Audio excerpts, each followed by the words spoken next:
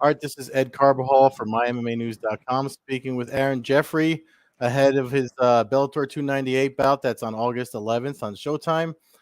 Aaron, back home in Canada, how's it going so far? I know we're a couple of weeks out. It's good, man. Everything's good. Just kind of putting the final touches on training camp now.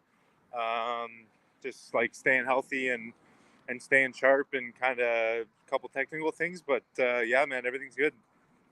Yeah, I mean it's this fight probably I would imagine training is a little different. Obviously, you picked up the last fight didn't go the way that you wanted it to go, so I'm wondering. I mean, if anyone that's used to dealing with losses and adversity and stuff like that, I know you're used to it, but there's still lessons to take and lessons to be learned. So, what did you take from that last fight that's helping you get ready for this next one? Honestly, man, for me, that last fight was more mental than anything. It, like, not that it matters. It sounds like an excuse and everything, but we fucked up our timing in the back room, and I was getting my hands wrapped, and the guys from Bellator came and told me, like, "You're up next." And I was like, "What? I'm next?" And they're like, "Yeah, you're up next." So I finished wrapping my hands and threw on my gloves and warmed up for like 3 minutes and then walked out. So it was just like it was like stressful and rushed and like kind of built up a lot of anxiety right before walking out. And it just fucked with my head a bunch. So I think just working on being like, I don't know, mentally strong or focused or whatever, and focusing on me and my game rather than all the other shit that can happen. I think that's something that a lot of folks kind of take for granted when they're watching fights, because I know like that's what separates the hobbyists like myself from the competitors like you. You guys can handle all those things better than like I competed once in Grappler's Quest back in 2005, and the waiting killed me. So I think that's a really good point about the mental fortitude required for what you do for a living. Yeah, man. So I wanted to ask you because when you train between Canada and Florida. A lot of folks know that you and I've talked about it a lot. In Florida, they changed the gym. It's Kill Cliff now, right? Yep. So since the change, how's that been for you? Is it like way better, or has the vibe changed? Like what's that been like? You mean since they changed to Kill Cliff? Yeah. Dude, it's exactly the same, other than they got like different mats and a different logo on the wall, but otherwise everything's the same. And we get free Kill Cliff energy drinks in there now, which is pretty cool. Are they good drinks? Yeah, they're awesome. As a nutritionist guy, I'm always, because I know you do nutritionist work on the side too. Like, is it like advisable to take those? Especially, I mean, I would imagine you need it for the output that you do. Yeah. Most of them are sugar free and they're not using like aspartame and shit like that. I think they're sweetened with stevia, which is cool. The ingredients are not too bad. I'd say they're definitely better than a lot of the other shitty energy drinks that are out there. And it's got to be nice to be able to freely go between Florida and Canada, not like it was a few years ago. Yeah, man, it's way nicer now. No stress crossing the border.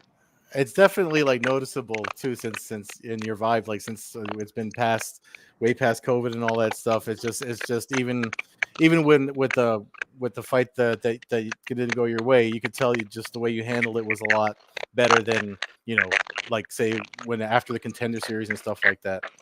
Yeah, when you think the world's going to shit, and any day you might be just like locked up in your home and they won't let you leave again or something. Yeah. So August 11th, the fight ahead of you. What about Dalton? I mean, without giving anything away, obviously, what's the best way to prepare for a guy like that? Same as always, man. He's not like a specialist. He doesn't do anything extremely well. He's well rounded. He strikes a bit. He wrestles a bit. He's big and strong. I think he thinks he's going to run through me. From the sounds of his interviews, he thinks I'm a shitty fighter. So hopefully he's underestimating me, and hopefully he thinks it's going to be a walk in the park, because I don't think he's fought anyone near my level. And I think he's going to have a rough night out there. And I have to ask you, because we're talking Saturday before the Bellator Rising game. I mean, I know you're focused on your own fight, but you see them collaborating like that with another promotion. Mentally, what do you think behind you? Do you want to go to Japan and get on the Bellator Rising card? Sorry, dude, I can't hear you at all right now. It's very choppy. Yeah, there's a little static in the audio, but yeah, what's the static? I was asking if you would want to get on the Bellator Rising card since they're doing the event tomorrow.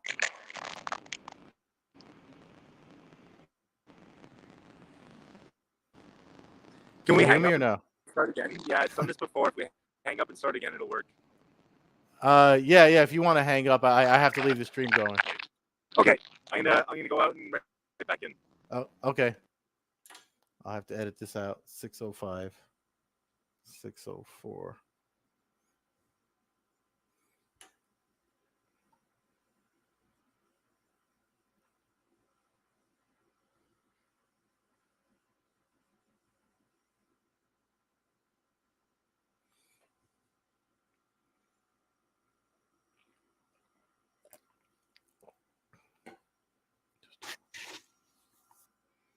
I'm gonna have to do 2 clips, split it.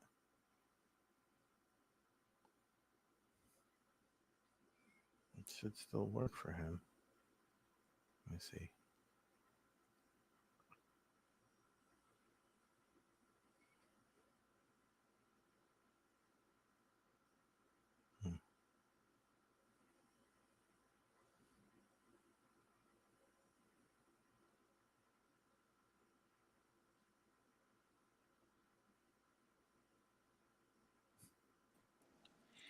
Sorry, bro. That's all right. Yeah, it's way better. Yeah, it is. So I was asking before the audio got messed up if because we're talking Friday, the day before Bellator versus Ryzen 2. When you see them promoting events like that in the future, is that something you'd like to be a part of, a collaborative event with like another promotion? Yeah, for sure, man. It's cool. And I mean, especially now, like apparently the future of Bellator is kind of unknown. So we don't really know what's going to happen. So yeah, I'm open to different things for sure. Yeah, and that was actually my last question. With all the sale rumors or the merger rumors with Bellator, maybe someone else or being absorbed by someone else, like as a fighter that's signed with them, I mean they're re-signing people. I mean they're extending contracts. So it is a little funny from our end looking, the outsiders looking in, but you're kind of inside. How do you like? Is it distract from your preparation for fights when you have fights coming up? Not really. Like obviously I'm thinking about it a little bit and people are asking me all the time and stuff, but I mean, like for me, the best thing for my future either way is to win this fight and win it impressively, right? Like if Bellator is still around for a while, the best thing for me is going to be to beat this guy and move up in the rankings. If this is Bellator's last show that I'm on, the best thing for me is going to like beat this guy and look good for other promotions to potentially pick me up. So yeah, the goal stays the same either way. Yeah, as long as you have a contract and you're able to compete and make money, I think that's the best way to look at it. Exactly. When you before I let you go and go about your weekend, is there anything else that you want to like plug or just kind of like let folks know that you're working on? I mean, the merch, you got one of my shirts on there. You can show the fans that. Yeah, I got my merch site that's on my Instagram account. We got a bunch of new shit on there. Actually, we just released a couple new shirts, so people can check that out. Otherwise, just watch the fight August 11th in South Dakota. I'm gonna upset this guy. Yeah, I'm looking forward to it, man. I mean, they're doing a lot of overseas stuff, and that's like I think that's the last one in this quarter that's in the States. So I'm looking forward to it. Good luck to you, Aaron, and thanks again for making time to talk. Yeah, man. Of course. Thank you.